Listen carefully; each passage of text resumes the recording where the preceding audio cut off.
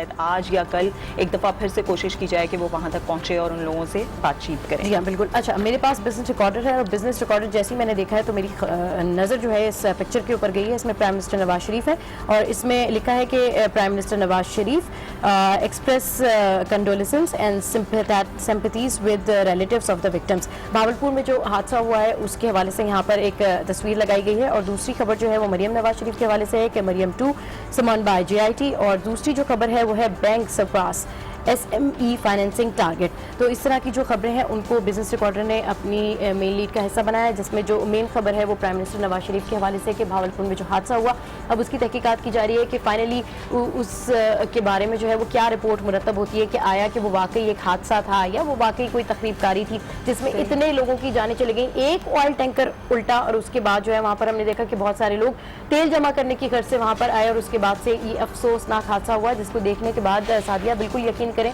दिल अजीब सा हो रहा था कि क्या किस तरीके के जो है ये हमारे मुल्क में हादसा हो जाते हैं और सपा की हलाकतों पे नजर डाली जाए तो वो मुसलसल बढ़ती जा रही है। गुज़िश्ता रोज भी जो इस ट्रक का ड्राइवर था उस समय 4 अफराद जाँ बहक हो गए, जिसके बाद अब टोटल जो इस अफसोसनाक वाक़े में जाँ बहक अफराद की तादाद है वो 164 तक जा पहुंची है। एक बड़ा सानिया, एक बड़ा हादसा कहा जा सकता है। बिल्कुल एक बड़ा हादसा कहा जा सकता है। चलिए जी, मुख्तलिफ शहरों का हाल जान लेते हैं और मुख्तलिफ शहरों का हाल जानने के लिए 1 महीने बाद दोबारा से हम बढ़ेंगे हुमा भट्ट की जान जो कि लाहौर में मौजूद है।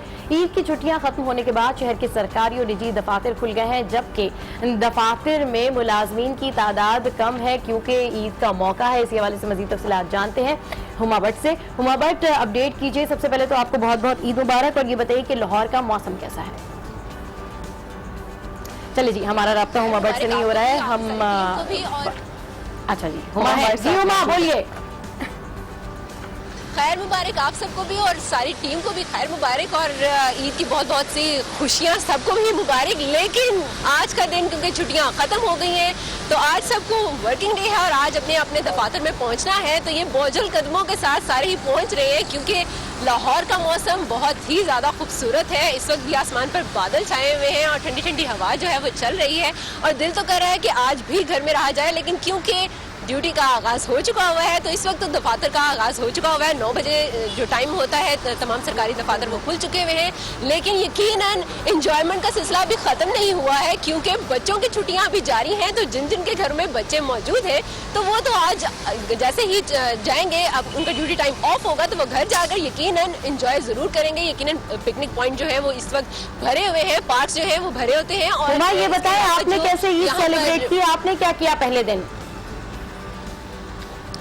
पहले दिन यकीनन मेरी हमेशा की तरह इस दफ़ा भी ड्यूटी थी तो मैंने तो अपनी ड्यूटी दी और उसके बाद 2 दिन जो मैंने घर में एंजॉय किया वो मैं बता नहीं सकती क्योंकि दोनों ही दिन लाहौर में बारिश होती रही है और उस बारिश के साथ साथ जो हमारी फैमिली है उनके साथ एंजॉय करने का मजा ही कुछ और होता है। तो इसी तरह ना सिर्फ मैं बारिशों का सिलसिला जारी है और अभी 2 दिन मजीद बारिश हो सकती है। 2 दिन मजीद बारिश हो सकती है। हुमा, ये भी जानना चाहेंगे, आपने कहा कि 2 रोज यहाँ पर मुसलसल बारिश होती रही, पहली ईद का दिन और फिर दूसरा दिन भी, तो क्या सूरत हाल रही पूरे शहर भर में क्योंकि लोगों की आमदोरफ्त तो बढ़ी होगी ईद के मौके पर? यकीनन ये मैं ज़रूर बताऊंगी क्योंकि लाहौर के जो नशेबी इलाके हैं वो ज़ेरे आब आ जाते हैं जिसकी वजह से लोगों को काफ़ी परेशानी का सामना करना पड़ता है।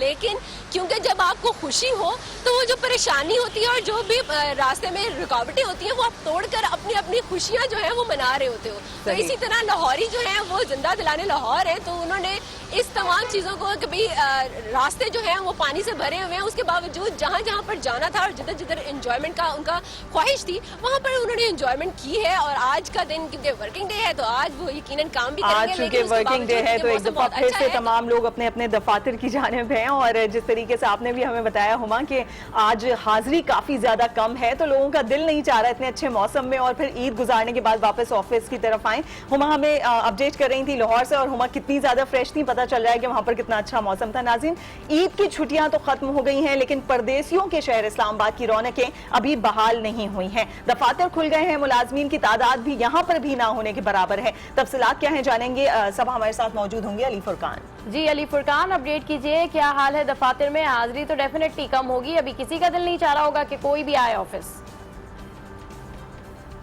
जी बिल्कुल, ईद तो ख़त्म हो गई है लेकिन सरकारी मुलाजमीन की ईद जो है वो ख़त्म नहीं हो रही है। आज पहला वर्किंग डे है, लेकिन इस्लामाबाद में अभी भी दफातर जो है वो खाली हैं, हाजिरी जो है वो बहुत कम है।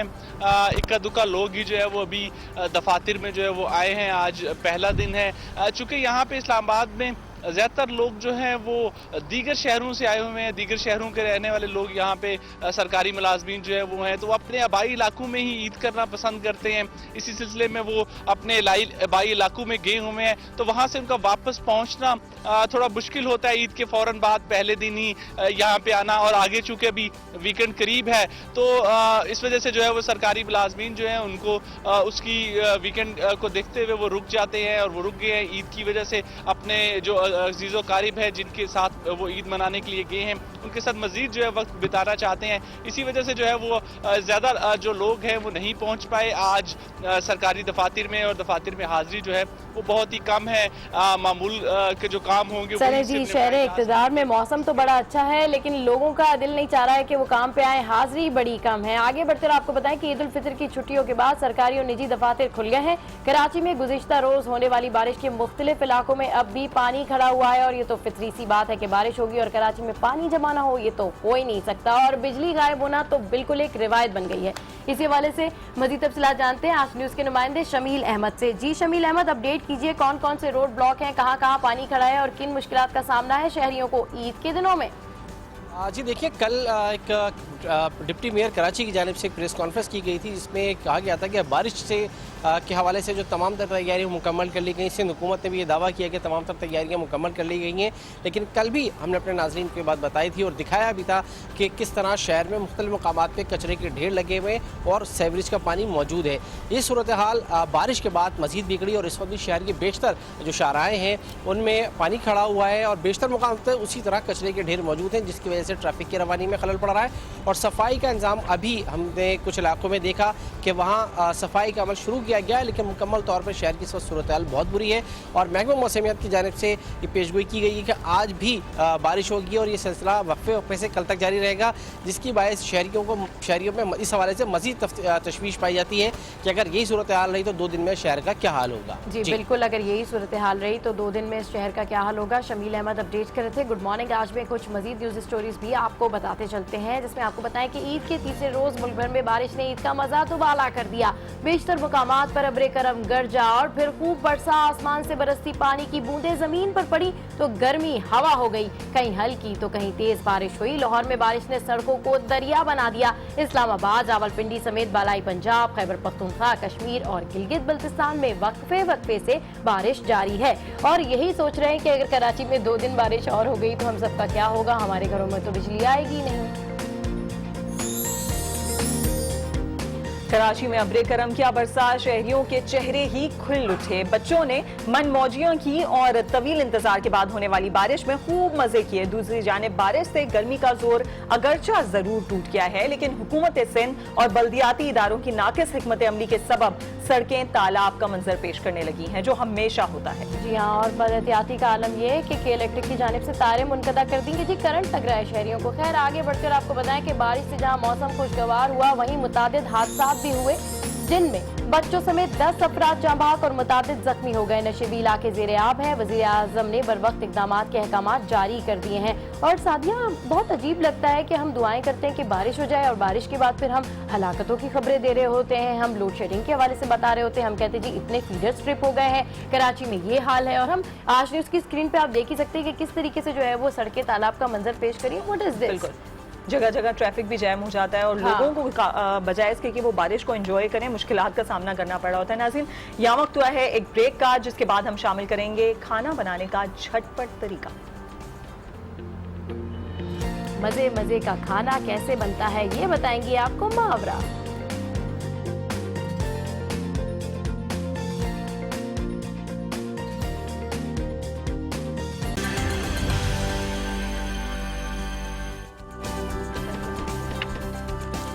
Welcome back to good morning आज। और अब कुछ बात कर लेते हैं यस्टरडे टॉप स्टोरी के हवाले से, जो डेफिनेटली कराची की होगी और कराची की है। कराची में होने वाली चंद घंटों की बारिश ने के इलेक्ट्रिक के बोसीदा निजाम की कड़ई खोल कर रख दी है। बारिश रुकने के बाद भी कई इलाकों को बिजली की फरहमी अब तक बहाल नहीं हो सकी है। शहर कायद में बुध की शाम को शुरू होने वाली बारिश ने बिजली के निजाम को दरहम बरहम करके रख दिया। बारिश की पहली बूंद पड़ते ही शहर के मुख्तलिफ इलाकों से बिजली गायब होना शुरू हो गई। मुतादिद इलाकों में शाम से होने वाले बिजली के तात्तुल को अब तक दूर न किया जा सका। तर्जुमान के इलेक्ट्रिक ने शहर में बड़े ब्रेकडाउन की तरदीद करते हुए कहा है कि शहर में फाल 1600 फीडर्स में से 400 फीडर बारिश के बाइस ट्रिप कर गए। तर्जुमान का कहना था कि मुतासरा 300 फीडर को बहाल किया जा चुका है, जबकि बकिया 100 फीडर्स को जल्द बहाल कर दिया जाएगा। तर्जुमान के मुताबिक बाज इलाकों में फॉल्ट और केबल टूट जाने के बाइस भी बिजली की फरहमी मुअत्तल है, जिसकी बहाली के लिए अमला कोशिशों में मसरूफ है। कुछ आलमी खबरों पर भी नजर डालते हैं और आपको बताएं कि श्रीनगर में भारतीय अफवाज की जानिब से कश्मीरियों पर ईद मनाने पर पाबंदियां आयद करने के खिलाफ कश्मीरी सड़कों पर निकल आए। आपको बताएं कि हजारों अफराद ने भारतीय अफवाज के खिलाफ मार्च किया।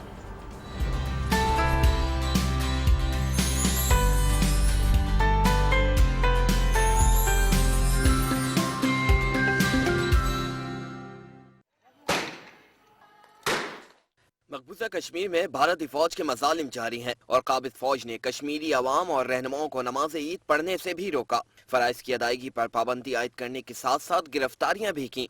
भारतीय फौज की रियासती दहशतगर्दी के खिलाफ मकबूजा वादी में अवाम एक बार फिर सड़कों पर निकल आए और भारत के खिलाफ एहतजाज किया। हिंदवाड़ा में हजारों कश्मीरियों ने मार्च में हिस्सा लिया और भारतीय अफवाज के खिलाफ जबरदस्त नारे लगाए। दूसरी जानिब गुज़िश्ता रोज भी भारतीय फोर्सेज ने श्रीनगर में नाम निहाद सर्च ऑपरेशन किया और 3 नौजवानों को गिरफ्तार कर लिया। हिंदवाड़ा के आपने ये मनाजिर देखे, कितना जुल्म है कश्मीरियों पे कि अगर पाकिस्तान वर्ल्ड कप जीते या पाकिस्तान चैंपियंस ट्रॉफी जीते तो वहाँ पर आप सोशल मीडिया बंद कर देते हैं, उनको खुशियाँ नहीं मनाने देते। ईद के दिनों में आप यही करते हैं और अब आप क्या कर रहे हैं। खैर, मजीद नजर डालते हैं मजीद कुछ आलमी खबरों पर, जिसमें आपको बताएं कि फ़लस्तीनी इलाके मगरबी किनारे में इसराइली फौजियों की फायरिंग से एक फ़लस्तीनी जाँ बहक हो गया। इसराइली फौज ने दावा किया है कि मगरबी किनारे के इलाके बैरून में छापे के दौरान एक मुसल्लह फ़लस्तीनी ने फौजियों पर फायरिंग कर दी और जवाबी कार्रवाई में मारा गया। दूसरी जानिब फ़लस्तीनी अथॉरिटी ने इसराइली फौजियों के हाथों फ़लस्तीनी शख्स की हलाकत की तस्दीक कर दी है।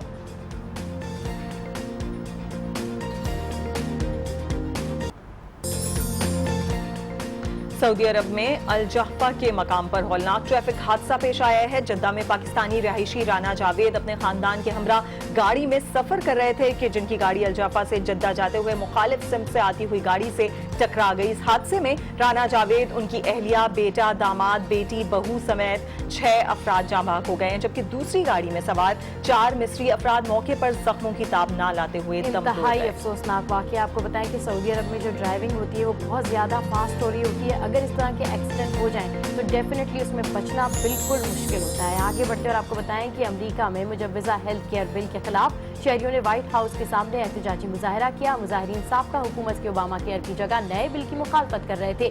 वाशिंगटन में होने वाले इस मुजाहरे में खवातीन, बच्चों, बुजुर्गों और माजूर अफराद समेत शहरियों की बड़ी तादाद शरीक हुई है। और ओबामा बिल के हवाले से जितनी मुखालफत हो रही है तो आपको बताएं कि ओबामा के हवाले से मेरे जहन में आया कि वो इंडोनेशिया जा रहे हैं छुट्टियाँ मनाने के लिए।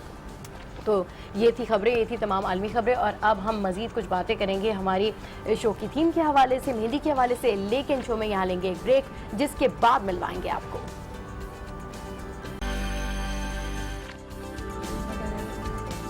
शो में एक दफा फिर खुशामदीद कहते हैं आपको। और ईद की बात हो रही है, आज ईद का चौथा दिन है। उस तरीके से सेलिब्रेट नहीं किया जाता जिस तरीके से पहले के 3 दिन किए जाते हैं। और खास तौर पर खेलों के हवाले से बात की जाए तो छोटे इलाके जो ज्यादातर हैं गांव देहात के, वहां पर छोटे छोटे रवायती खेल हैं जो काफी ज्यादा अभी भी खेले जाते हैं ईद के दिनों में, खास तौर पर, या फिर मेले की सूरत में जब वहां पर मेला मनाया जाता है तो उस टाइम पर भी होते हैं। तो ये कुछ रवायती गेम्स हैं जो अभी तक चल रहे हैं। तो आपको इसी हवाले से बताते हैं कि कोयटा के एक मुनफरिद खेल के बारे में जिसमें लोग उबले हुए अंडे लड़ाते हैं। जिस खिलाड़ी का उबला हुआ अंडा ना टूटे वो फातेह करार पाता है। ये पैकेज देखिए, फिर इस पे बात करेंगे। ईद के मौके पर मुख्तलिफ खेल खेले जाते हैं। कोयटा में मुनफरिद तरीन अंडे लड़ाने का मुकाबला है। इस खेल में खिलाड़ी अपने दांतों पर उबले हुए अंडे मारकर उसकी मजबूती परखता है।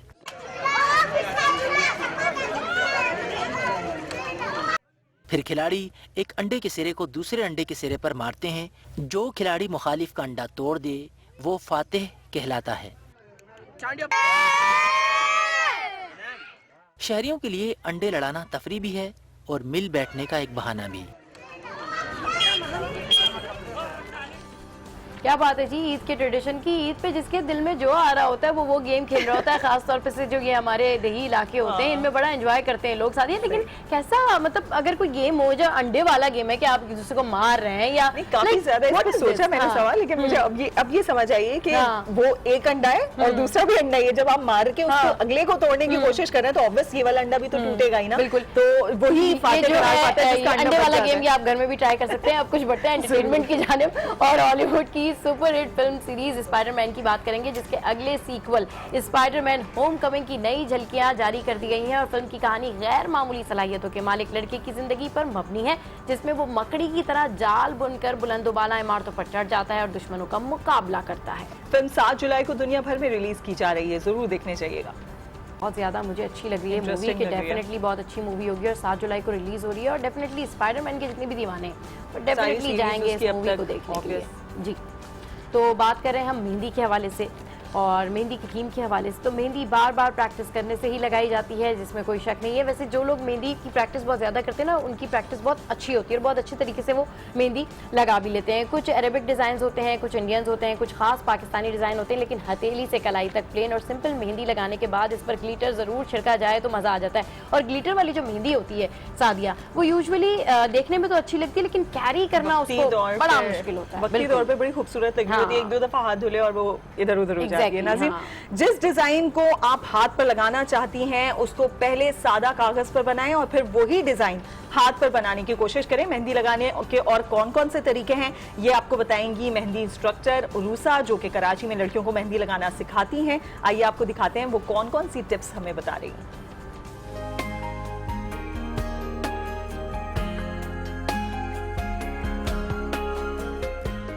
मेरा नाम उरूसा है और मेहंदी का जो ये बिज़नेस है ये 1982 में मेरी मदर ने ये बिज़नेस स्टार्ट किया था। उस वक्त इतने अवेयरनेस नहीं थी मेहंदी के बारे में लोगों को ज़्यादा, लेकिन मेरी मदर को शौक़ बहुत था मेहंदी का, तो ये उनके इनबॉर्न टैलेंट था उनके अंदर। फिर उन्होंने मेहंदी का अपना बिज़नेस स्टार्ट किया, बहुत अच्छा रहा और बहुत लोगों ने पसंद किया। बस उनको उधर से उन्होंने सोचा कि बस मुझे अभी इसी को लेके आगे बढ़ना है।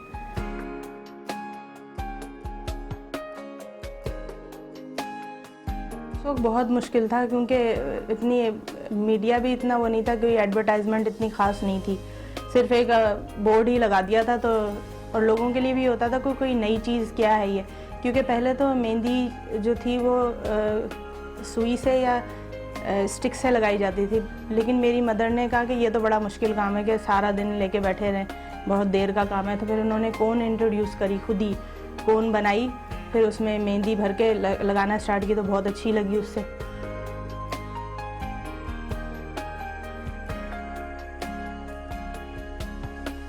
और जहाँ तक मेहंदी के डिज़ाइन का ताल्लुक है तो ये हम डिज़ाइन खुद क्रिएट करते हैं, ये हमारे सब अपने डिज़ाइन हैं। इतने सालों में ये हो गया, कंपटीशन बहुत ज़्यादा हो गया।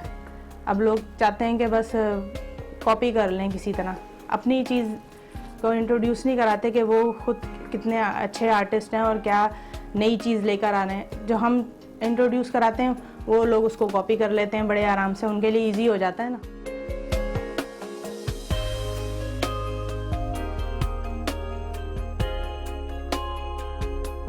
मेहंदी बहुत इम्पॉर्टेंट है, ख़ासकर लेडीज़ के जितने भी फैशन है, फैशन से रिलेटेड उनके मेकअप भी है, कपड़े भी हैं, ज्वेलरी है, इस तरह से मेहंदी भी है। अगर आप मेहंदी अच्छी लगवाएंगे अपने हाथों पे तो आप ओवरऑल अच्छे लगेंगे।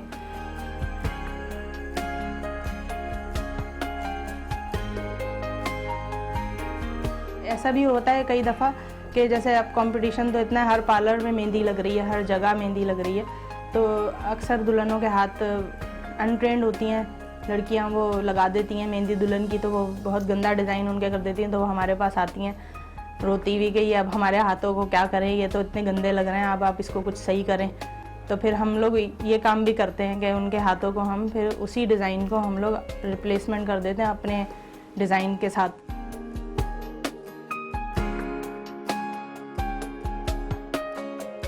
मेहंदी के बगैर हर त्यौहार लोगों का इनकम्प्लीट होता है।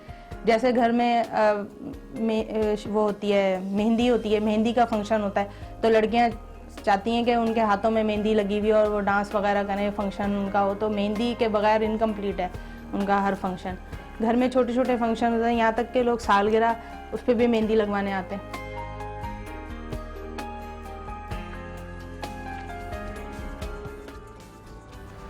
आपने देखा कि उरूसा जो है कितनी ज़बरदस्त तरीके से टिप्स दे रही थी कि इस तरह से मेहंदी लगाई जाती है। अच्छा साथी, एक तो ये वाइट कलर की मेहंदी थी और दूसरा उन्होंने डिफरेंट डिजाइन की अरेबिक और सुडानी टाइप की मेहंदी लगाई है। इनका फर्क पता है आपको क्या है? उसमें कुछ डिफरेंस ये इंडियन जो होती है वो उसमें ये कि बहुत ज्यादा नाजुक सी करीब करीब करके लगती है, और फिर सुडानी मेहंदी जो होती है वो ज्यादा थिक होती है, और अरेबिक मेहंदी जो होती है ना उसमें ज्यादा फीलिंग्स होती हैं। अच्छा, ये वाली जो मैंने लगाई हुई है, ये वाली कौन सी मेहंदी? ये इंडियन है। हाँ, मैंने उसको अरेबिक बोली थी। नहीं, अरेबिक बहुत थिक लगती है और सुडानी उससे भी ज्यादा मोटी है जिसमें फिलिंग ज्यादा होती है। और लेकिन मैंने एक नई चीज आज मुझे वो मिल जाएंगी जिन्होंने मेरे मेहंदी लगाई थी, उनसे मैं पूछूंगी कि ये अरेबिक है या ये इंडियन लगाई है। खैर, गुड मॉर्निंग। आज मैं यहाँ वक्त एक ब्रेक का, जिसके बाद मिलवाएंगे आपको रोहाना इकबाल से, जो भाभीज ब्यूटी पार्लर की ओनर हैं।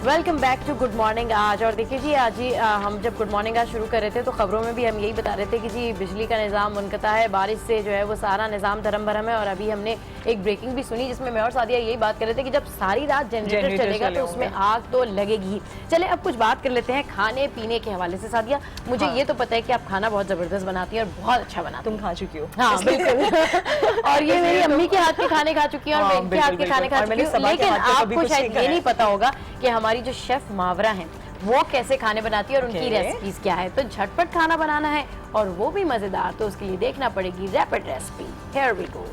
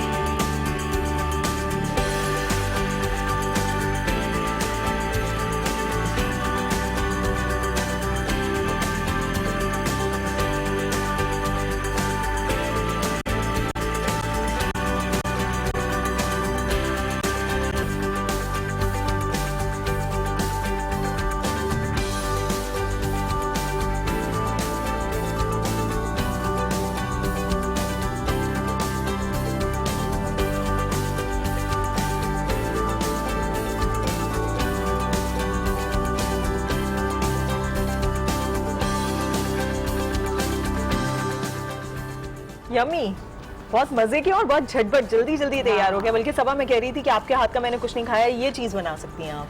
आर यू श्योर कि मैं ये बना लूंगी? हाँ हाँ, पर लाइट सा अच्छा, फ्राई लेकिन है, पोटैटो आप मुझे काट के दे दीजिएगा और ऐसा कीजिएगा कि जो जितने भी इंग्रेडिएंट्स हमारे मुझ पर डाल दिया वो आप मुझे बना के दे दीजिएगा तो मैं मिक्स करके आपको फिर बहुत इजी बनी हुई थी। और वो लड़कियां जो खासतौर पे कुकिंग नहीं कर पाती हैं तो उनके लिए बड़ी आइडियल है ये कि कोई आ जाए और अचानक से कुछ बनाना पड़ जाए आपको, तो ये बड़ी अच्छी सी वैसे मुझे भी काफी इजी सी डिश लगी है ये। लेकिन मैं देख रही थी मावरा भी खाना बना रही थी, उनके हाथ पे मेहंदी लगी हुई थी। सबा मेरे साथ बैठी है, इनके हाथ पे मेहंदी लगी है। ईद गुजरी है, नहीं अभी ताजी तो सबके हाथों पे मेहंदी। एग्जैक्टली, दावतें तो अभी तक तक चल रही हैं। चले मेहंदी के हवाले से हम बात कर रहे हैं सबा, तो खवातीन के 16 श्रृंगार में मेहंदी भी शामिल है और उसके बगैर हर त्योहार, जिस तरह से हम पहले भी बात कर रहे थे, हर तकरीब का रंग फीका लगता है। अब तो मेहंदी लगाना भी एक रस्म सी हो गई है। आमतौर पर फ्रेंड्स या कजिन्स इकट्ठे बैठकर मेहंदी एंजॉय करती हैं। जी हाँ बिल्कुल, जिस लड़की को मेहंदी लगानी आती हो वो काफी स्पेशल हो जाती है और उसके इर्द गिर्द सब जमा हो जाते हैं, यार प्लीज आप हमारे भी मेहंदी पहले लगा दो। हाँ। और सबसे ज्यादा तकलीफ उस वक्त होती है जब वो लड़की आपसे कहती है सॉरी मैं अब थक गई हूँ, अब मैं मेहंदी नहीं लगा सकती हूँ। तो उस टाइम पर ना बंदा ये कहता है थोड़ी देर पहले आ जाते तो काश हमारी ये लड़की जो है मेहंदी लगा देती। तो ईद का दिन हो या कोई खुशी का दिन हो या कोई भी सेलिब्रेशन हो, वो बंदी वो लड़की जो मेहंदी की एक्सपर्ट होती है वो सेलिब्रिटी की तरह जो है वो ट्रीट हो रही होती है आम दिनों पे। इसी हवाले से गुड मॉर्निंग आज की टीम ने भाभीज ब्यूटी पार्लर के ऑनर से बात की। आइए सुनते हैं कि ये क्या बता रही हैं।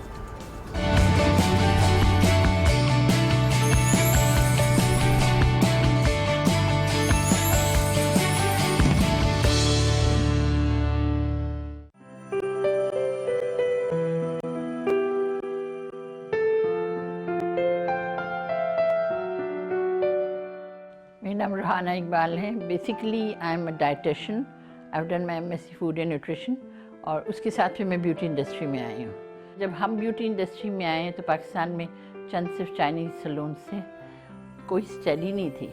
लोग कैन लर्न, जिसको अगर वो कहते थे ना उस ज़माने में, जो सीखता भी था वो छोटा होता था, जो देखा वो सीखा, उससे काम उसको आ गया तो उसने कर लिया, वरना अपना कोई सिखाने वाला आपको नहीं था। क्योंकि हम पढ़ के आए थे इस फील्ड में तो बहुत बड़ा डिफरेंस था। और उसके बाद सबसे ज़्यादा जो मुझे बेनिफिट था वो मेरी एजुकेशन का था। तो हमने इस वजह से नाम भी क्लिनिक के नाम पे ही रखा था, ब्यूटी क्लिनिक जो स्टार्ट किया। तो लोग तो अब बहुत ज़्यादा कॉपी कर लेते हैं कि क्लिनिक कर लेते हैं, मगर ये नहीं पता कि क्यों। मेहंदी जो है वो कभी आउट नहीं होगी क्योंकि एक ट्रेडिशन है। हमारे यहाँ शादियाँ होती हैं और उनमें लाजमी मेहंदी होती है। तो जो चीज़ हमारे कल्चर के साथ है वो ख़त्म नहीं होगी, आगे ही बढ़ेगी और उसकी नीड्स भी बढ़ती जाएंगी। पहले सिर्फ दुल्हन की लगती थी, अब फिर फैमिलीज़ की लगने लगी, अब जितने पार्टिसिपेंट होते हैं सबकी लगने लगी। और उसकी डिफरेंट हर खुशी के ओकेजन पे मेहंदी का कंसेप्ट है। हाँ, मगर मैं ये ज़रूर कहूँगी जो भी काम कर रहे हैं इस इंडस्ट्री के अंदर वो थोड़े से ऑनेस्ट हो जाएँ। वो सिर्फ कलर्स इन्हांस करने के लिए जो केमिकल्स डाल रहे हैं फॉर गॉड सेक होने के, उसके बहुत सारे साइड इफ़ेक्ट्स हैं। मेहंदी जब सीखना है तो मेहंदी भी सीखने का एक आर्ट है, मगर मेहंदी बनाने का भी एक आर्ट है, उसमें केमिकल्स ना मिलाओ। ये मेरी रिक्वेस्ट होगी। पहले तो मुट्ठी में बंद करके लगती थी, दुल्हन की भी लगाई, मुट्ठी कपड़ा बांध दिया, सुबह खोल दिया, फिर वो टिकिया के फॉर्म में आई। क्योंकि डेफिनेटली टेक्निकल हैंड नहीं है जब तक डिज़ाइनिंग करने का कोई भी चीज़, तो नहीं कर सकता था। वो टिकिया भी सीधी नहीं गोल बनती थी। तो अब इसमें इतनी एडवांसमेंट हो गई है, इतनी खूबसूरत डिज़ाइन है कि देख के कभी कभी दंग रहते हैं कि ये मीनाकारी की हुई है या ओरिजिनली मेहंदी हाथों पे लगी हुई है। बालों की कंडीशनिंग के लिए mehndi is very good. Original पत्ते अगर आप पीस के लगाते हैं तो यू गेट अ शाइन, जिनके डल हेयर्स हैं। प्रॉब्लम सिर्फ ये है कि जो कलर्स करते हैं उनको मेहंदी लगाने के लिए हम नहीं कहते, क्योंकि मेहंदी एक कोटिंग छोड़ती है, जैसे हाथ पे होती है, एब्जॉर्ब हो जाती है, फिर एक कोटिंग होती है। जो कोटिंग होगी तो उससे कलर्स पेनिट्रेट नहीं होते, केमिकल पेनिट्रेट नहीं होते, तो इस वजह से मना किया गया। मगर अभी भी मैं ये कहती हूँ कि बेस्ट कंडीशनर है, अच्छी ऑयलिंग करो, ऊपर मेहंदी लगाओ, अच्छी ऑयलिंग करो, ऊपर मेहंदी लगाओ।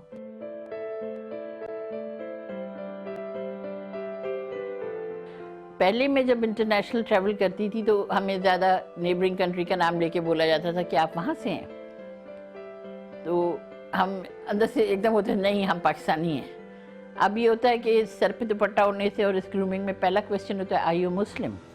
Yes I am Muslim. From where? From Pakistan. तो I am honoured for that कि I am representing and a good ambassador for Pakistan. 2008 में वी हैव द ऑनर कि इंटरनेशनल जो फोरम था उसके ऊपर हम पहले पाकिस्तानी, जिसमें मेरे साथ मेरी पूरी टीम है, एसोसिएशन के मेंबर्स हैं, we have the honour to hug the flag of Pakistan internationally.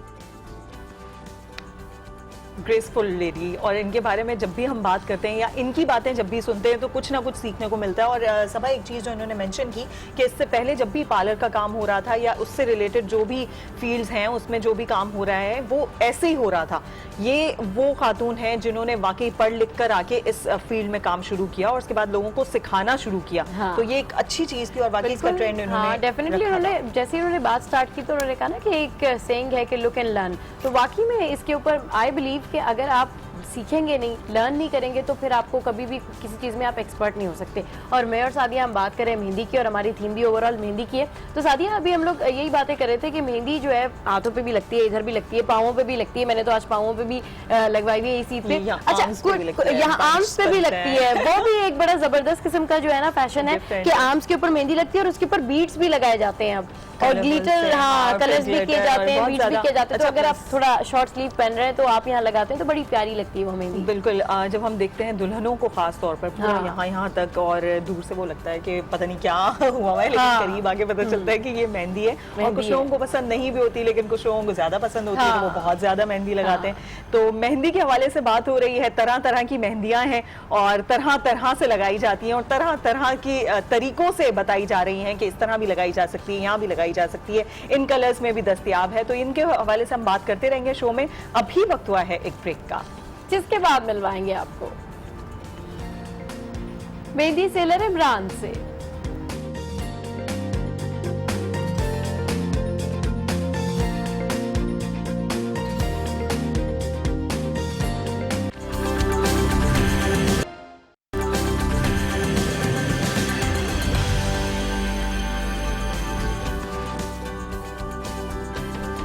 Welcome back to good morning. आज और आजकल बाजार में जो मेहंदी दस्तयाब है वो खासी रंगदार होती है, लेकिन अगर फिर भी आपको कहीं जल्दी जाना हो तो बाजार में ब्लैक मेहंदी भी दस्तयाब है। ये मेहंदी मार्केट की तरह होती है और झटपट रंग भी ले आती है। जी, हम मुख्तलिफ किस्म की मेहंदी तो लगाते हैं, मगर ये बनती कहाँ है और कौन सी मेहंदी की ज्यादा डिमांड होती है और इससे कितने लोगों को रोजगार मिलता है, ये आपको बताएंगे मेहंदी सेलर इमरान। आइए देखते हैं।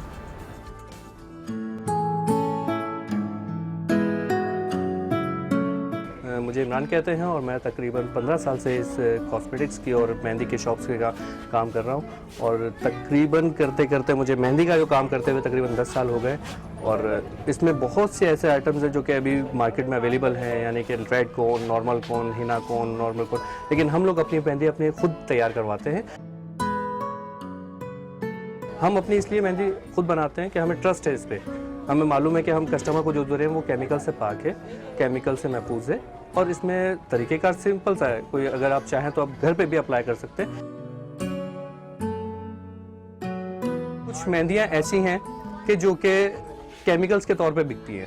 अब हमारे पास कस्टमर आता है, कस्टमर आके डिमांड करता है कि यार हमें रेड कोन चाहिए। आजकल रेड कोन का बहुत ट्रेल चल रहा है कि आजकल लोग बोलते नहीं यार रेड कोन चाहिए क्योंकि रेड कोन का कलर बहुत ज़्यादा होता है। अच्छा, उसमें मेहंदी की क्वांटिटी बहुत कम, ना होने के बराबर होती है। उसमें क्या होता है कि सारा माल जो काम होता है वो केमिकल्स का होता है। मेहंदी एक नॉर्मल सी कॉन है जो कि हर दुकान पे आराम से इजीली 20-30 रुपए के, 50 रुपए के, 100 रुपए की मिल जाती है, जिसके अंदर बहुत से लोगों का रोज़गार लगा हुआ है। जिसके अंदर अब मैं कहूँगा कि फर्स्ट स्टेप पे जो हम बड़े बड़े कारखाने वाले होते हैं उनका लगा हुआ होता है, फिर उसके बाद जो नीचे मिक्सचर वाले आते हैं उनका लगा हुआ होता है, फिर जो उसको कोन को फिलिंग करते हैं उनका लगा हुआ होता है, फिर इसे स्टेप बाय स्टेप चलता रहता है। जो फिलिंग के बाद फिर टेपिंग पे जाती है, फिर पिनअप पे जाती है, फिर पैकिंग पे जाती है, फिर बॉक्सेस के प्रोसीजर होता है, फिर उसके बाद सेल्समैन तक जाती है, फिर शॉप तक आती है, फिर उसके बाद यानी कि ये समझ लें कि 200-250 घरों का रोज़गार इस चीज़ से चल रहा होता है। ईद के तौर पे बहुत माशाल्लाह बहुत हमारा माशाल्लाह सेल्स होती है। ईद के दोनों त्यौहारों पे बहुत अच्छी सेल होती है। शब-रात के दिनों में बहुत अच्छी सेल होती है। जैसे कि आजकल शादियों का सीज़न चल रहा है, शादियों के सीज़न में बहुत अच्छी हमारी सेल मिलती है। अच्छा, कहने का मतलब ये है कि हम लोग ये नहीं कहेंगे कि यार हमें इस सीज़न में थोड़ा कम होता है मेहंदी का काम। हाँ, ये ज़रूर है कि एक हमारा मुहर्रम है जिसको हम कहेंगे थोड़ा स्लो हो जाता है। बाकी तकरीबन पूरा साल मेहंदी का काम माशाल्लाह बहुत अच्छा चलता रहता है और रनिंग में रहता है।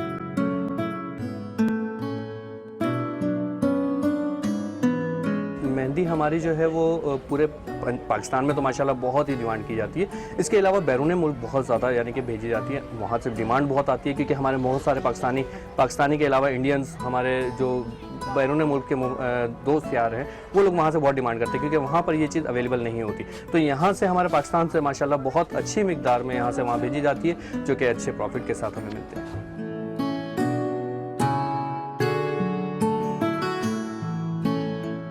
गिफ्ट के तौर पे बहुत अच्छी माशाल्लाह चलती है हमारे पास, क्योंकि गिफ्ट लेने के लिए तौर पे जो लोग आते हैं, यार गिफ्ट ले लें, नहीं यार गिफ्ट हम गिफ्ट छोड़ देते, हम मेहंदी बेचते हैं, क्योंकि वहाँ पे ये एक नहीं बहुत से लोगों तक पहुँचती है और दर्जनों के हिसाब से यहाँ से जाती है। यानी कि कभी कराची से पंजाब, पंजाब से कराची, यानी कि हमारी कराची की मेहंदी जो है बहुत पूरे पाकिस्तान में बहुत मशहूर है। हम अपने बहनों से ये अपील करते हैं कि किसी से भी लें, किसी भी अच्छी शॉप से लें, उससे ये पूछें कि यार इसके अंदर एक्स्ट्रा ऑर्डिनरी केमिकल तो नहीं है जो कि हाथ स्किन इफेक्ट करे या कोई कैंसर का बायस बने। जी व्यूअर्स, आपने इमरान की बातें सुनी और उनका यही कहना था कि वो खुद बनवाते हैं मेहंदी। ख़ास तौर पर यहाँ पर एक बात बताती चलूँ अपने व्यूअर्स के लिए सबा, कि बहुत सारी मेहंदी इस तरह की आई हुई है कि जो कम वक्त में रंग दे देती है, और बाकी वो उसमें लाल मेहंदी भी आती है, काली मेहंदी भी, जिस तरीके से इन्होंने मेंशन किया, ये सारी मेहंदियाँ आती हैं, लेकिन इससे हाथ या स्किन ख़राब भी हो रही है। तो ख़ास तौर पर उसका भी ख्याल रखें कि सारी केमिकल्स वाली जो नहीं है, हाँ केमिकल्स वाली जो मेहंदियाँ हैं उसको अवॉइड करें तो ज़्यादा अच्छा है। भले थोड़ा वक्त पहले लगा लें आप, इतनी झटपट रंग लाने की कोशिश ना करें। तो थोड़ी देर, जिस तरीके से हम बचपन से देखते आ रहे हैं कि रात में मेहंदी लगाई जाती है अगर दूसरे दिन कोई फंक्शन है या फिर कोई ओकेजन है, तो ज्यादा बेहतर है कि विदाउट केमिकल जो मेहंदी दस्तियाब है, प्योर मेहंदी। इसका बेहतरीन है ये कि अगर आपको झटपट मेहंदी लगानी है और आप बहुत ज्यादा कॉन्शियस हैं, आपको बहुत ज्यादा तहफ्फुज़ आते हैं कि नहीं जी इस मेहंदी में केमिकल है और अगर मैं इसको लगा के जाऊंगी तो मेरी स्किन को डैमेज करेगी, तो फिर उसमें ये होता है कि वो एक स्टिकर वाली मेहंदी आती है जिसको आप चिपकाएं हाथ पे और फिर आप उसको रिमूव कर लें, तो वो मेहंदी का ही असर देती है और मेहंदी जैसी लगती है। खैर बात हो रही है मेहंदी की, तो डेफिनेटली मेहंदी भी उन्हीं हाथों पे अच्छी लगती है या उन्हीं पैरों पे अच्छी लगती है जो बहुत ज्यादा अच्छे साफ सुथरे हों और आपने बड़ी केयर की हो अपने पाँव की, अपने हाथों की, खास तौर से अपने पाँवों की। क्योंकि जब भी आप पाँवों पर मेहंदी लगाते हैं तो अगर आपने प्रॉपर पेडिक्योर नहीं लिया हुआ है तो डेफिनेटली फिर मेहंदी का मकसद फ्लॉप हो जाता है, क्योंकि चमक भी नहीं आती और पाँव की खूबसूरती के लिए जो है वक्तन वक्तन पेडिक्योर सर्विस भी लेना बहुत जरूरी है। जी बिल्कुल, पाँव की खूबसूरती के लिए वक्तन फवक्तन पेडिक्योर सर्विस जरूर लेते रहें, क्योंकि अगर पैर खूबसूरत हैं दैट्स मीन आप खूबसूरत हैं। पेडिक्योर कितने अरसे बाद कराना चाहिए ये जानते हैं एक्सपर्ट रानी से।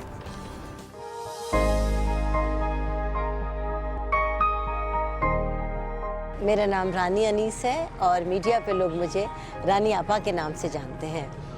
हमारे यहाँ शोमी किस्मत ये बात है कि लोग चेहरे का तो बहुत ख्याल रखते हैं लेकिन अपने पैरों को बिल्कुल नेग्लेक्ट कर देते हैं। हालांकि पैर हमारी ब्यूटी का, हमारी पूरी जो बॉडी है उसका एक बेहतरीन और अहम पार्ट है। अगर आप किसी महफिल में इन हुई, आप चली और अगर आपके पैरों में, एड़ियों में कट्स हैं और चलने में पैर खूबसूरत नहीं लग रहे, और यकीनन जब पैरों में कट्स होते हैं या जूती आरामदेह नहीं होती, जो भी आपने शूज़ वेयर किए हुए अगर आरामदेह नहीं है तो यकीनन आपकी चाल में भी फ़र्क आ जाता है, और जब आप तकलीफ़ में चलते हैं तो चाल में वो ब्यूटी नहीं होती। तमाम बच्चियां, तमाम मर्द हज़रात सबसे पहले तो अपने लिए शूज़ का इंतखाब ऐसा करें जो कि बहुत ही आरामदेह हों, क्योंकि आपको चलना है और चलने में हमेशा वही जूतियां अहम किरदार अदा करती हैं जो आपकी चाल की रवानी को खूबसूरत बनाएं। सबसे पहले तो इसके लिए बताऊंगी कि इन काले निशानात से किस तरह आप निजात पा सकते हैं। इसके लिए बहुत ही आसान सी रेमेडी है कि लेमन यानी नींबू को आप लें और आधा काट लें और उसके ऊपर एक चुटकी खाने का सोडा स्प्रिंग कर लें, और उसके बाद आप उस जगह पर अपने पैरों पे, अपने हाथों पर जहाँ कहीं काले निशान हैं इसको मलें और 10 मिनट के लिए छोड़ दें। उसके बाद सादे पानी के साथ धो लें। आप देखेंगे कि फर्स्ट अटैम्प्ट में आपको बहुत अच्छा फील होगा कि आपके निशानात बहुत हल्के हो गए, और जब आप मुस्तकिल ऐसा करेंगे तो आपके ये काले निशान बिल्कुल ख़त्म हो जाएंगे। एड़ियों का फट जाना या एड़ियों का कट जाना, जब भी ये स्टेज आती है तो ना सिर्फ ये कि एड़ियों से खून रिसने लगता है, बल्कि आपको कोई भी शूज़ पहनने में भी बहुत ज़्यादा प्रॉब्लम होती है। और इसके लिए ये कि ये जो कट्स हैं ये इसलिए आते हैं कि इंसानी जिस्म में विटामिन ई की कमी हो जाती है। जिस तरह हम अपने चेहरे की रोज़ाना हिफाजत करते हैं, अपने टीथ ब्रश करते हैं, अपने चेहरे को अच्छी तरह धोते हैं, बालों का ख्याल रखते हैं, अपनी बॉडी को डेली बेसिस पर वॉश करते हैं, तो क्यों अपने हाथ पाँव की क्यों नहीं रोज़ाना सफाई करेंगे। रोज़मर्रा की बुनियादों पर अपने हाथ पाँव को बहुत अच्छे तरीके से कि जिस तरह साबुन से या फेस वॉश से आप अपना मुँह हाथ धोने के बाद जिस वक्त भी आपके पास दिन में फुर्सत हो, एक टब में नीम गर्म पानी ले लीजिए और सिर्फ 5 मिनट के लिए इस नीम गर्म पानी में आप खालिस सिरका 1 टीस्पून इस पानी में डालें और अपने हाथ पाँव को 5 मिनट के लिए सिर्फ इसके अंदर डिप कर लें। सिर्फ इतनी देर कि ये पानी ठंडा हो जाए। जैसे ये पानी ठंडा हो जाए आप बाहर निकालें और किसी भी फेस वॉश के साथ या साबुन के साथ आप ज़रूर अपने हाथों को खूब अच्छी तरह मलें। तो ना सिर्फ ये कि नेल साफ हो जाएंगे, आपके हाथ पाँव भी बहुत नरम, खूबसूरत और साफ़ सुथरे हो जाएंगे, कट इसमें से ख़त्म हो जाएंगे और आप खुद महसूस करेंगी कि आपको सुकून भी बहुत मिला है, क्योंकि ये इस तरीके से आपका दिमाग भी पुरसुकून हो जाएगा। आप जिस्मानी तौर पे भी अपने आप को बहुत रिलैक्स महसूस करेंगी। हमेशा ये छोटी छोटी तरकीबें हैं जिनको अपने इस्तेमाल में रखना चाहिए। इससे ना सिर्फ ये कि आप जिस्मानी तौर पर और जहनी तौर पे अपने आप को फ्रेश महसूस करते हैं, बल्कि आपकी खूबसूरती में भी बहुत ज़्यादा इजाफा होता है। रानी आपा ने हमें बहुत सी टिप्स बताई किस तरीके से अपने हाथों को खूबसूरत रखा जा सकता है, पैरों को खूबसूरत रखा जा सकता है। यानी कि सब ज़रूरी नहीं है कि मैनी पैडी के लिए हमें पार्लर जाना पड़े। उन्होंने घर की चीज़ों से ही बता दिया है कि किचन में जो जो चीज़ें मौजूद हैं उनको भी टोटकों के तौर पर इस्तेमाल किया जा सकता है और अपने हाथ पाँव को खूबसूरत रखा जा सकता है। जी हाँ, बिल्कुल। रानी आपा से तो टिप्स हमने ले ली कि क्या क्या करना चाहिए पेडिक्योर के दरमियान और किस किस तरीके से आप अपने हाथ पाँव साफ रख सकते हैं। ब्यूटी एक्सपर्ट हमें ज्वाइन करेंगी, लेकिन यहाँ लेंगे एक break. So don't go anywhere, stay with us, keep watching good morning आज।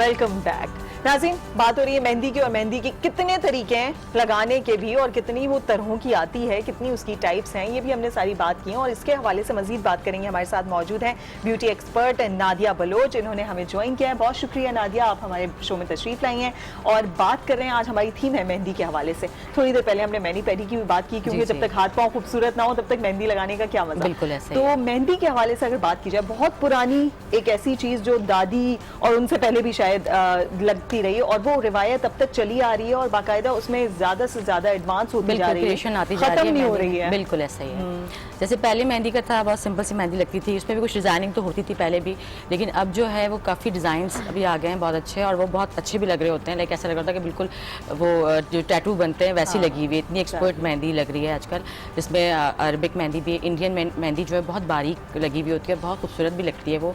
और जो लोग थोड़ी सी थिक सी पसंद करते हैं तो वो सुडानी मेहंदी लगती है, फिर अरबिक मेहंदी है, और लाइक पाकिस्तानी स्टाइल भी बहुत सारे मेहंदी के होते हैं। तो वो डिफरेंट स्टाइल्स हैं, और जो एक्सपर्ट हैं वो ऐसे भी लगाते हैं कि मैंने आपको बताया कि जैसे कि टैटूज बने हुए हैं, स्टिकर्स लगे हुए हैं, लेकिन वो रियल में वो हैंडमेड वर्क हुआ होता है पूरा उसके ऊपर। सही नादिया, अभी ताज़ी ईद गुजरी है, बल्कि गुजरी नहीं है, सब फिर मुझे बोलेगी कि अभी तक तो मनाई जा रही है, गुजार है। तो इसमें क्या इस साल कौन सी मेहंदी थी जो सबसे ज्यादा पसंद की जा रही थी, या सबसे ज्यादा कहा जा रहा था कि नहीं यार ये वाली मेहंदी लगानी है? और सबसे ज्यादा बारीक मेहंदी इस वक्त चल रही है जो वापस से, बिल्कुल, क्योंकि दरमियान में अरेबिक और सुडानी मेहंदी ज्यादा चलने लगी थी, जो थिक थिक लगती है। अब जो है इंडियन और अरेबिक मेहंदी जो है ना वो बहुत ज्यादा इन हुई है, बहुत खूबसूरत लग रही है मेहंदी। सही। और डार्क, और इसका भी एक ब्लैक मेहंदी है, रेड मेहंदी है, थोड़ा सा लाइट मेहंदी है। तो आई थिंक रेड मेहंदी ज़्यादा खूबसूरत लगती है, ब्लैक की सिर्फ आउटलाइन हो तो ज़्यादा अच्छी लगती है।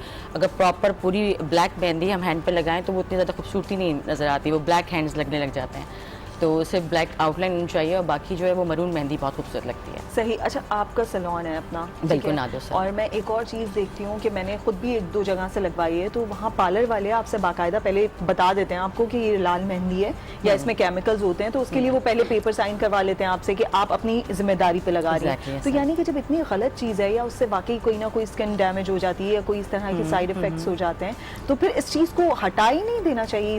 वो अर्जेंट जो होती है ना, अर्जेंट मेहंदी उसको कहते हैं कि जब फौरन वो 5 मिनट्स में 10 मिनट्स में कलर ले आती है। आई थिंक उसके साइड इफेक्ट्स तो हैं, तो वो तो हम प्रेफर नहीं करते क्लाइंट्स को लगाने के लिए। वो बहुत कम लोग ही करते होंगे उस पर, या लोग मतलब जिनको नॉलेज नहीं है वो लेके लगा लेते होंगे जल्दी कि भाई क्रिएशन उसमें कर लें। लेकिन आई थिंक कि वो नहीं होनी चाहिए वो मेहंदी, केमिकल्स ज़्यादा होते हैं उसमें, साइड इफेक्ट्स भी होते हैं, बर्न हो जाती हैं स्किन, हमने देखी भी हैं, काफ़ी बर्न हुई है लोगों की स्किन, लाइंस पड़ जाती हैं, झुर्रियाँ हो जाती हैं। तो मेरे ख्याल में तो बहुत बेड है। अच्छा नादिया, डेफिनेटली आप लोग मेहंदी के हवाले से बात कर रहे हैं कि जी ऐसी मेहंदी होती है, अरबिक होती है, सुडानी होती है, केमिकल वाली मेहंदी नहीं लगानी चाहिए। थोड़ी सी बात करते हैं लोगों की फरमाइशों पे, ट्रेंड पे। सबसे पहले तो ये बताएं, इस ईद पे आपने सबसे ज्यादा कौन सी मेहंदी लगाई?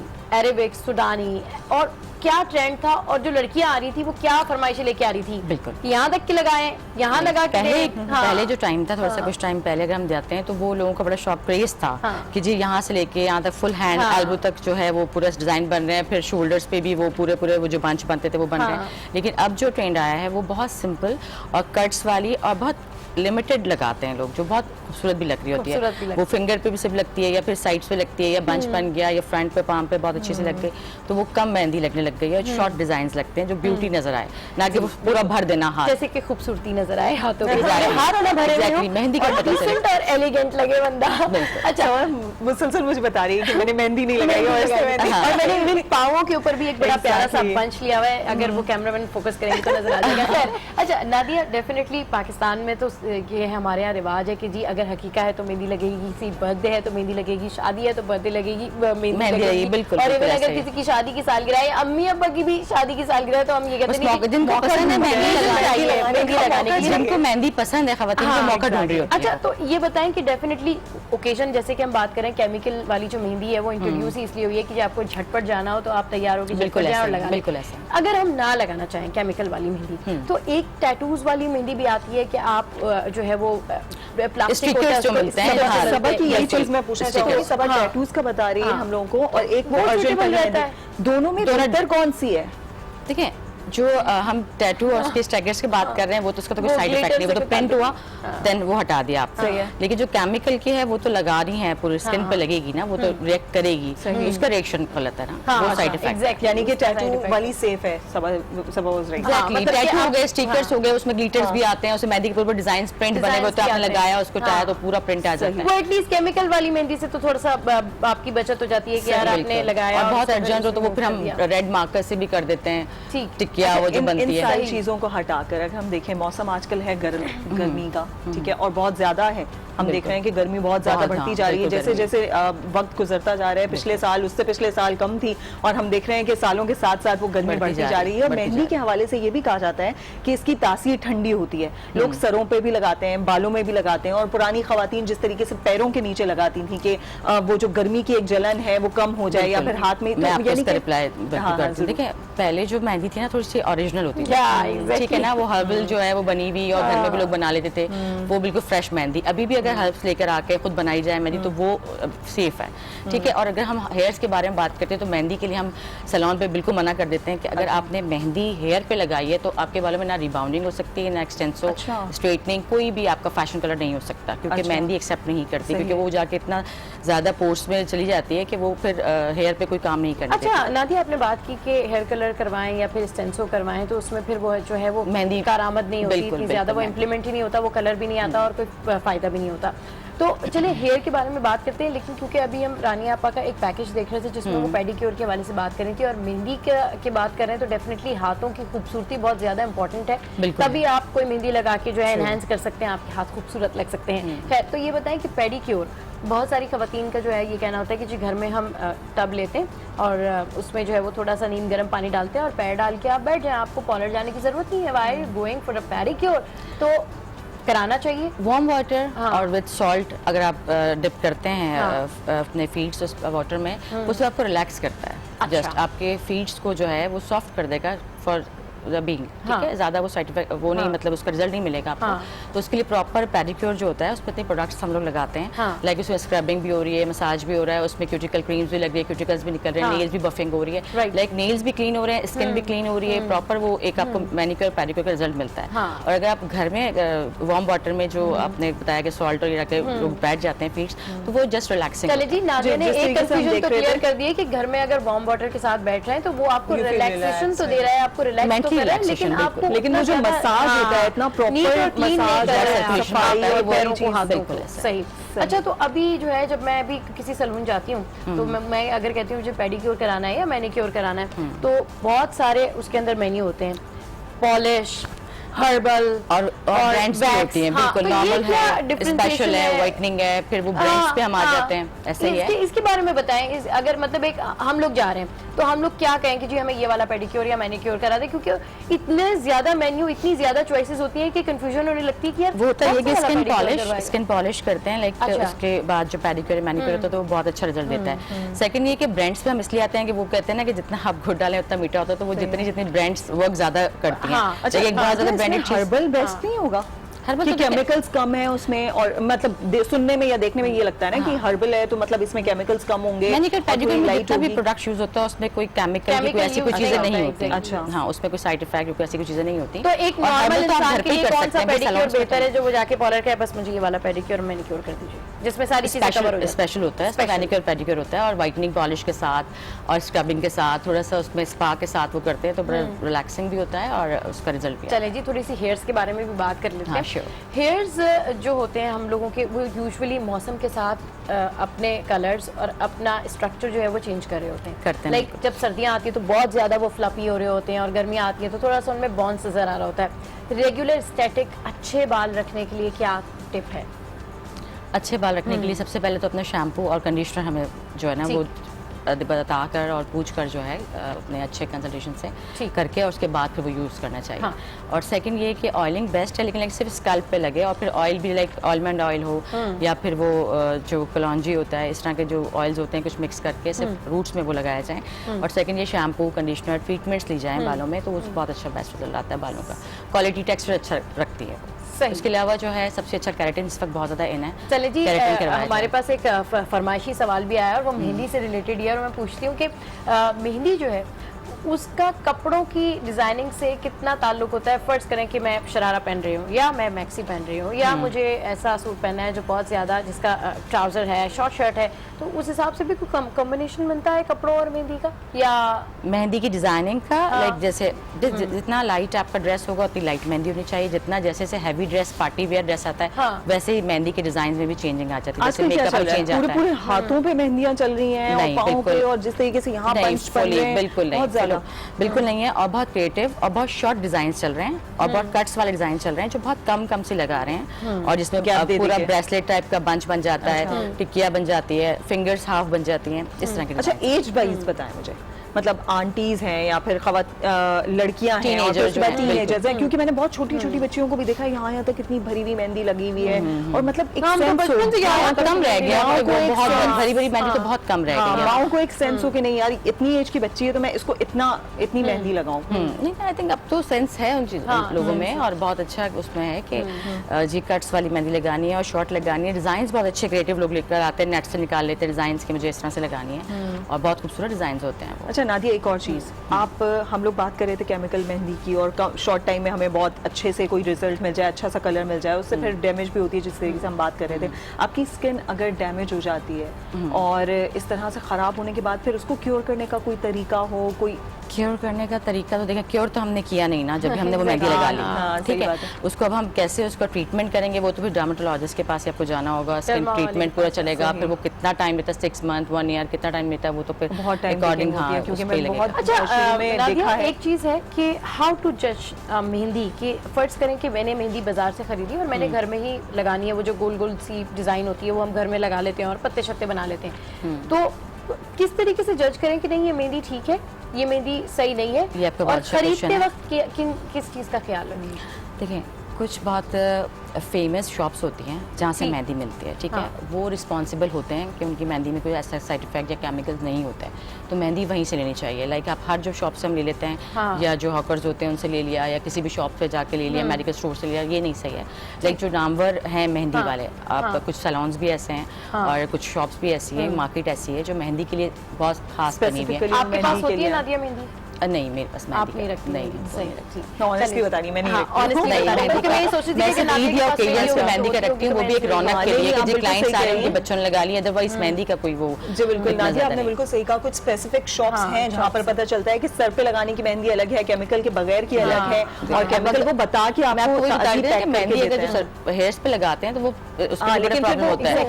और अगर ऑयल लगा के अगर ऑयल अच्छा से लगा के फिर मेहंदी लगाई जाए तो वो मेहंदी एज ए कंडीशनर हमेशा वर्क करती है। अच्छा। लेकिन अगर डायरेक्ट अप्लाई मेहंदी करते हैं ड्राई बालों पे तो वो मेहंदी फिर बालों को डैमेज करती है। बालों को damage करती है। बहुत शुक्रिया नादिया, आप हमारे शो पे आई और आपने इतनी जबरदस्त सी टिप दी, इतने कम टाइम में जो है वो आपने बहुत सारी काम की बातें बताई हैं। बहुत शुक्रिया, आइंदा भी हमारे शो पे ऐसी आती रहिएगा।